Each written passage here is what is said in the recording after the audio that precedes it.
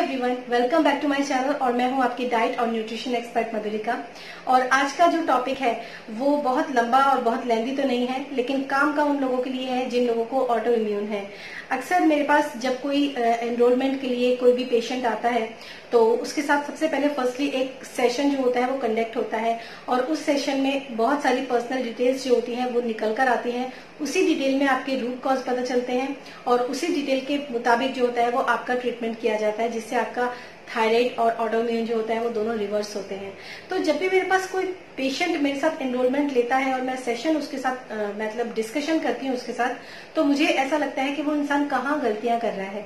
तो समटाइम्स तो ऐसा होता है कि मैं उसको तो एजुकेट करती ही हूँ उस चीज के लिए, लेकिन मुझे ऐसा लगता है कि मुझे आप लोगों को इस सोशल मीडिया पर, सोशल प्लेटफॉर्म पर आकर आप लोगों को भी एजुकेट करना चाहिए अगर आप वो गलतियां कर रहे हैं तो आज का वीडियो जो है वो मेरा, जैसे आपने इसमें टाइटल में पढ़ ही लिया होगा कि थायराइड ग्लैंड की मसाज करना और प्राणायाम करना, खासकर उज्जाई प्राणायाम करना, और एक्सरसाइज और योगा में थोड़ा सा फर्क होता है। तो मैं एक्सरसाइज का नाम लूंगी, योगा का नाम मैं यहाँ नहीं लूंगी, लेकिन योगा के बारे में भी कुछ चीजें हैं जो मैं आप लोगों को इस वीडियो में बताऊंगी। तो वो सारी चीजें जो है वो इस वीडियो में कवर अप होंगी। और इसका देखा ही होगा, आपने पढ़ा भी होगा कि कहाँ तक सही और कहाँ तक गलत है ये। तो आज हम इस वीडियो में इसी के बारे में चर्चा करेंगे। और क्योंकि कुछ ऐसे भी होते हैं जो योगा मास्टर्स होते हैं, योगा गुरु होते हैं, हो सकता है आज वो मेरे इस वीडियो से कुछ सहमत ना हो, बट क्योंकि ये साइंटिफिकली प्रूव्ड चीजें हैं इसीलिए मैं आप लोगों को इसके बारे में अवेयर कर रही हूँ, जानकारी दे रही हूँ, ताकि आप जो है गलती ना करें। अगर आप थायराइड को अपने आप से नेचुरली किसी भी तरीके से, बहुत सारे तरीके होते हैं, लोग योगा एक्सरसाइज करते हैं, कुछ लोग प्राणायाम को बहुत प्रायोरिटी देते हैं जो कि बहुत अच्छी बात है, कुछ लोग फूड से अपने आप को, हेल्दी फूड खाते हैं, उससे अपने आप को ठीक करने की कोशिश करते हैं, कुछ लोग सप्लीमेंटेशन के बारे में भी जाते हैं। और सप्लीमेंटेशन के ऊपर मैं अलग से एक वीडियो बनाने वाली हूँ, नेक्स्ट जो बनाऊंगी शायद वो नेक्स्ट मेरा वही होगा। तो सप्लीमेंटेशन के ऊपर जो है, वैसे तो मेरे वीडियोस जो है वो काफी सारी लंबी लिस्ट बन चुकी है, फिर लिस्ट के मुझे कौन कौन से टॉपिक्स के ऊपर आप लोगों को एजुकेट करना है, बहुत सारे नॉलेज आप लोगों को इस सोशल प्लेटफॉर्म के थ्रू देनी है। लेकिन उसमें एक ये भी है, सप्लीमेंटेशन एक टॉपिक है, क्योंकि आजकल जब मेरे पास कोई क्लाइंट आता है ना तो वो मुझको एजुकेट करता है कि मैं भर भर के जो बंडल के सप्लीमेंट्स के जो बंडल आजकल इतना पॉपुलर हो गया है, थायराइड सप्लीमेंट, ये सप्लीमेंट, वो सप्लीमेंट, वो दुनिया भर का सप्लीमेंट ऑलरेडी खाकर बैठे हुए होते हैं, लेकिन इतना पैसा खर्च करने के बावजूद भी उनको फर्क नहीं पड़ता। तो वो भी एक अलग से मैं उस पर आप लोगों के साथ एक डिस्कशन करूंगी, एक अलग से वीडियो में। हो सकता है सैटरडे को, अभी मैंने सोचा है कि सैटरडे को मैं लाइव आऊं और उसमें आप लोगों के साथ मैं सप्लीमेंट के ऊपर भी डिस्कशन करूंगी और उसमें आपके कुछ क्वेश्चन आंसर्स भी लूंगी मैं। तो अगर आप चाहते हैं कि मैं सैटरडे को लाइव आऊं तो प्लीज आप कमेंट सेक्शन में लिखकर बता दीजिए, तो मैं वो सेशन जो है लाइव सेशन कंडक्ट कर लूंगी और उसमें आप लोगों के साथ लाइव आ जाऊंगी मैं। ऐसी गलतियां लोग बाग कई बार करते हैं, हालांकि हमें ओवरऑल देखने में सब कुछ सही ही लगता है, लेकिन फिर भी कहाँ तक कौन सी चीजें सही हैं, कहाँ तक कौन सी चीजें गलत हैं, ये भी हमें नॉलेज होना चाहिए। तो सबसे पहले जो मैं बात करूंगी वो बात करूंगी आपके थायराइड ग्लैंड मसाज के बारे में। अक्सर एक तो होती है मसाज थेरेपी, वो डिफरेंट होती है। जब आप ऑल ओवर बॉडी की मसाज करवाते हैं, अपने सर से लेके पैर तक पूरी बॉडी की मसाज करवाते हैं, वो एक अलग चीज होती है। लेकिन स्पेशली जब आप सिर्फ थायराइड ग्लैंड की मसाज करवाते हैं तो वो कहाँ तक सही है और कहाँ तक गलत है, उसके बारे में मैं आप लोगों से बात करूंगी। ग्लैंड की मसाज करना, अगर आपके ग्लैंड में ब्लड सर्कुलेशन नहीं बन रहा है, समझ रहे हो आप इस चीज को, कई बार थायराइड ग्लैंड में क्या होता है, बहुत सारे टॉक्सिन्स डिपॉजिट हो जाते हैं और ग्लैंड के टिश्यूज जो होते हैं वो थोड़े से वीक होने लगते हैं, या फिर उनके अंदर ब्लड सर्कुलेशन जो होता है वो प्रॉपर नहीं होता है, या फिर उसके अंदर एनर्जी, जैसे कहते हैं ना, लेथार्जिक हो जाता है, स्लगिश हो जाता है आपका ग्लैंड। वो चीजें जो होती हैं, उस कंडीशन में अगर आप अपने ग्लैंड की मसाज करते हैं, बहुत हल्के हाथों से मसाज की जाती है, अगर आप मसाज करते हैं, क्योंकि मैंने ऐसे बहुत सारे बेतुके वीडियोस देखे हैं ग्लैंड से रिलेटेड के, प्याज रगड़ लीजिए, ये कर लीजिए, कुछ नहीं होता है इस सब चीजों से। बहुत लोग मेरे पास ऑलरेडी ये गलतियां करके आए हुए हैं। तो जैसे ग्लैंड की मसाज की ही मैं बात करूंगी कि ग्लैंड की मसाज करना, हम अगर घर में बैठकर ग्लैंड की मसाज करते हैं तो हमें इतना पता नहीं होता उसके बारे में, किसी भी जगह की आप मसाज करते हैं वो एक अलग चीज होती है, लेकिन ग्लैंड जो होता है वो काफी आगे होता है आपकी स्किन के, आपकी मसल के काफी, मतलब अगर आप उसको अगर आप एक गले को स्ट्रेच भी करते हैं, खासकर जेंट्स लोगों को जो स्ट्रेच करते हैं तो यहाँ पर ग्लैंड की जो बनावट होती है वो सम टाइम देखने के लिए भी मिलती है। आपने ऐसी कुछ पिक्चर्स भी देखी होंगी। तो उस कंडीशन में अननोइंगली जब आप मसाज थेरेपिस्ट नहीं है, आपको ये भी नहीं पता है कि मसाज कैसे की जाती है, कहाँ से मसाज की जाती है, किस ऑयल से मसाज की जाती है, कितना प्रेशर आपको उस ग्लैंड के ऊपर देना है मसाज करने के लिए, आप बिना सोचे समझे सिर्फ यूट्यूब पर देखकर या सुनकर आप अपने ग्लैंड को मसाज देना शुरू कर देते हैं। तो अगर आपके ग्लैंड में ब्लड सर्कुलेशन कम है, जैसे कि मैंने आपको पहले बताया, या टिश्यूज वीक हैं, या फिर स्लगिश हो गया है, या फिर टॉक्सिन्स डिपॉजिट है, समटाइम्स ऐसा भी होता है कि टॉक्सिन्स भी आपके ग्लैंड के अंदर डिपॉजिट हो जाते हैं।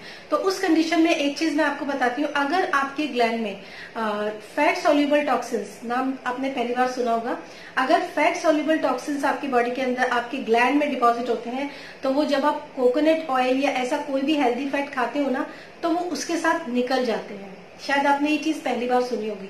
इसी तरह जो वाटर सोल्यूबल टॉक्सिन्स होते हैं वो पानी से, गरारा करने से, या फिर कोरिएंडर वाटर वगैरह, जो क्योंकि कोरिएंडर जो होता है ना वो मेटलिक डिटॉक्सिफायर के रूप में भी जाना जाता है।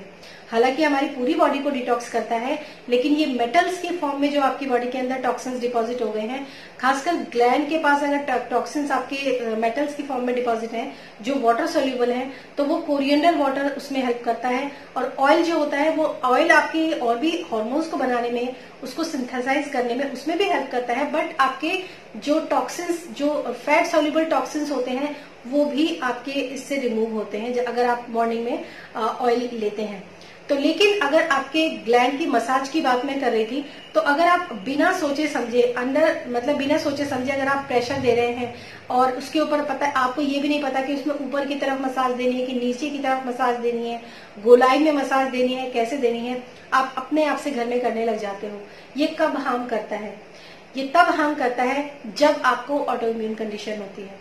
अगर आपको ऑटो इम्यून नहीं है, सपोज आपका ग्लैंड वैसे ही स्लगिश है, या फिर आपकी बॉडी के अंदर न्यूट्रिएंट डेफिशिएंसी है, या फिर कुछ और प्रॉब्लम है, जैसे न्यूट्रिएंट डेफिशिएंसी, अक्सर जिंक और सेलेनियम की हम बात करते हैं, अगर इस तरह की कोई डेफिशिएंसी है, उसकी वजह से आपका ग्लैंड जो है वो स्लगिश हो गया है या प्रॉपर हार्मोन्स को सिक्रीट नहीं कर पा रहा है, उस कंडीशन में तो आप जो है थोड़ी बहुत हल्की मसाज अगर आप अपने आप से भी करते हैं तो उसमें इतना नुकसान नहीं है। बट अगर आपको सीवियर ऑटो इम्यून है, तो इसलिए आप कभी मसाज करते हैं ना, तो एक बार आप अपने एंटी-टीपीओ एंटीजी का जरूर टेस्ट करवाएं। अगर आपको एंटीबॉडीज आपके बढ़े हुए हैं, एंटीबॉडीज आपके ग्लैंड पर ऑलरेडी अटैक करते हैं, उस कंडीशन में जब आप प्रेशर देते हैं अपने ग्लैंड के ऊपर और उसकी मसाज करते हैं, तो उस कंडीशन में क्या होता है, ये प्रेशर और ये मसाज, क्योंकि एंटीबॉडीज जो होते हैं वो ऑलरेडी वहां पर होते हैं, जो अटैक कर रहे होते हैं वो ऑलरेडी आपके ग्लैंड में होते हैं उस समय पर। और अगर आप ऐसा कोई प्रेशर देते हैं या फिर ऐसी कोई मसाज करते हैं जो आपके ग्लैंड के लिए सही नहीं है, उस कंडीशन में वो एक एनिमी की तरह काम करता है। ग्लैंड के ऊपर जो मसाज है वो एक एनिमी की तरह काम करता है, और जो कंडीशन होती है वो और भी ज्यादा खराब हो जाती है। तो ये चीज आप समझ के चलिए कि अगर आप किसी थेरेपिस्ट के पास भी जाते हैं, अगर आप उससे भी ग्लैंड की मसाज करा रहे हैं, तो भी आप एक चीज हमेशा ध्यान रखिए कि अगर आपको ऑटो इम्यून है, अगर आपको हाशिमोटो थायराइडाइटिस है, उस कंडीशन में आप मसाज से बचें, मसाज ना करवाएं। दूसरी बात, हम अक्सर इंडिया के अंदर भी, इंडिया के बाहर भी, अब तो yoga and pranayama and meditation बहुत पॉपुलर है।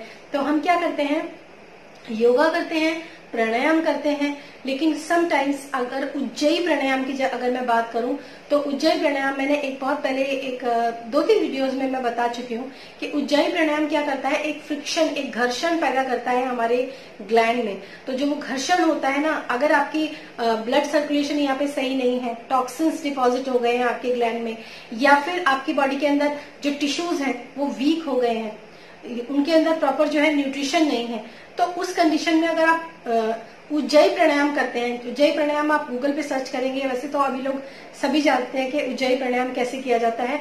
आपके ग्लैंड से एक आवाज निकलती है उज्जयी प्राणायाम के समय पर, एक घर्षण आवाज निकलती है, तो वो क्या करता है, यहाँ पर फ्रिक्शन पैदा करता है, और अगर यहाँ पे ब्लड सर्कुलेशन सही नहीं है तो उस समय पर वहां के ब्लड सर्कुलेशन को बढ़ा देता है। तो उस कंडीशन में जिन लोगों को सिर्फ इतनी ही प्रॉब्लम है, उन लोगों को उज्जयी प्राणायाम करने से उनके थायराइड में, उनके टीएसएच में बहुत फायदा होता है। लेकिन अगेन, अगर आपको ऑटो इम्यून है, उस कंडीशन में आपके लिए प्राणायाम, खासकर ये उज्जयी प्राणायाम जो है, ये सही नहीं है। आप भ्रामरी प्राणायाम कर सकते हो, वो अच्छा है। अनुलोम विलोम करते हो, वो बहुत अच्छा है। इवन आप कपालभाति भी कर लेते हो तो वो भी अच्छा है। लेकिन अगर आप उज्जयी प्राणायाम उस समय पर करते हो, उद्गीत ठीक रहता है। अगर आप सॉफ्टली आप ओम का उच्चारण करते हो, उद्गीत का उच्चारण करते हो, तो वो अच्छा है। लेकिन उज्जयी प्राणायाम जो होता है वो थोड़ा सा हार्श होता है। समटाइम्स उसको करते हुए लोगों को खांसी भी आ जाती है बहुत ज्यादा। जो लोग करते हैं वो इस चीज को जानते होंगे। तो उस कंडीशन में अगर आपके एंटीबॉडीज बहुत ज्यादा बढ़े हुए हैं, उस कंडीशन में अगर आप उज्जयी प्राणायाम करते हैं तो वो भी आपके ग्लैंड की कंडीशन को खराब कर सकता है। आपका टीएसएच उसके बाद हाई भी हो सकता है और एंटीबॉडीज भी हाई हो सकते हैं। क्योंकि यही क्वेश्चन मेरे पास जो है आया था क्लाइंट के थ्रू कि मैं इतना प्राणायाम करती हूँ और इतना मैं क्या कहते हैं, अपने ग्लैंड की मसाज भी कर रही हूँ, उसके बावजूद भी मेरे एंटीबॉडीज हाई क्यों हैं, उसके बावजूद भी मेरा टीएसएच कंट्रोल में क्यों नहीं है। तो मुझे न सिर्फ उसको एजुकेट करना था, बल्कि मुझे आप सबको भी ये चीज एजुकेट करनी थी कि संभल कर इस चीज को करना चाहिए। अगर आपको ऑटो इम्यून है तो प्लीज डोंट डू दिस। हाँ, मेडिटेशन आपके लिए बेहद कारगर है। अगर आपको ऑटो इम्यून है तो ये एक ऐसा टूल है मेडिटेशन, या फिर आपको जब हम ब्रेथ पे ध्यान देकर जब हम मेडिटेशन करते हैं, इनहेल एक्सहेल डीप ब्रीदिंग, ये सब जब हम करते हैं और मेडिटेशन करते हैं, तो ये एक फ्री टूल है। फ्री टूल मतलब फ्री ऑफ कॉस्ट, जिसमें कि आपके एंटीबॉडीज जो होते हैं वो ऑटोमेटिकली डाउन होते हैं। कुछ ना कुछ पॉजिटिव इफेक्ट तो आपके ग्लैंड के ऊपर पड़ता ही है, आपके एंटीबॉडीज के ऊपर पड़ता ही है, क्योंकि उस समय पर आपने अपनी पूरी बॉडी को शांत कर दिया। तो अगर आपकी पूरी बॉडी शांत हो गई तो एंटीबॉडीज भी किसी के ऊपर अटैक कर देंगे। ये भी एक जो है, ये सब एक साइंस है। इस चीज को थोड़ा सा मैं तो इतने क्लियर लैंग्वेज में आपको समझाने की कोशिश करती हूँ कि अगर आप खुद से भी कर रहे हैं तो इस चीज को समझ लें। इसके बाद हम करेंगे बात एक्सरसाइज की और योगा की भी। वो एक्सरसाइज और वो योगा जो आप अपनी लिमिट से क्रॉस कर करते हैं, मतलब क्योंकि ज्यादातर लोग होते हैं ना, मोटे होते हैं थायराइड में, उनका वेट बहुत ज्यादा बढ़ा हुआ होता है और उन्हें अपने वेट को रिड्यूस करना होता है। तो उस कंडीशन में अगर आप अपनी लिमिट से क्रॉस करके आप एक्सरसाइज कर रहे हैं, जिम जा रहे हैं, जिम में डंबल्स उठा रहे हैं और बड़ी बड़ी स्ट्रेंथ ट्रेनिंग और ये वेट ट्रेनिंग वगैरह जो कि आपको मतलब नहीं करनी चाहिए। सबसे पहले आपको अपने आप को कूल डाउन करना है।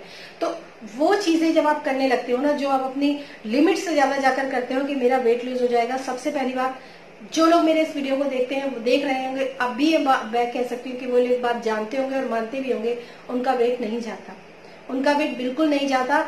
वो लोग कितना भी पसीना, और ऐसे मेरे पास कई सारे क्लाइंट हैं, इंडिया के तो छोड़िए, इंडिया से बाहर के क्लाइंट है, क्योंकि वहां पर जिम बहुत पॉपुलर होते हैं।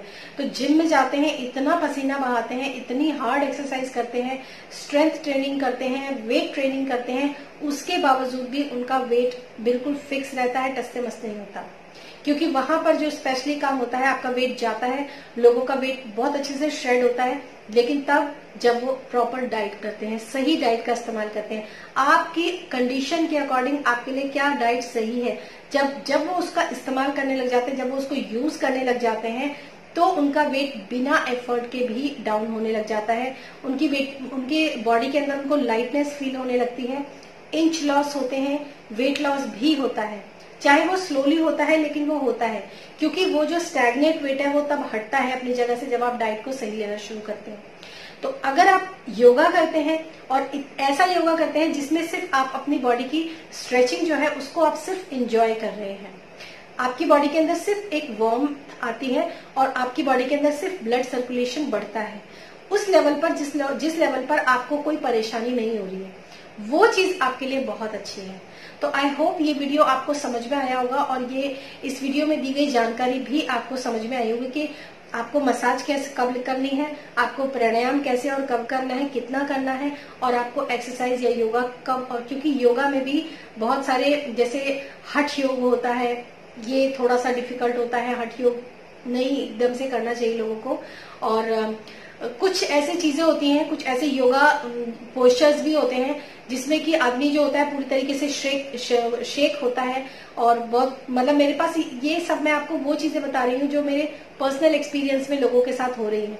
मतलब ऐसे ऐसे पोस्चर बनाकर मतलब रहते हैं, उसमें स्टैंड रहते हैं, जिससे कि वो मतलब वो पूरे हिलने लग जाते हैं, उनकी बॉडी शेक करने लग जाती है।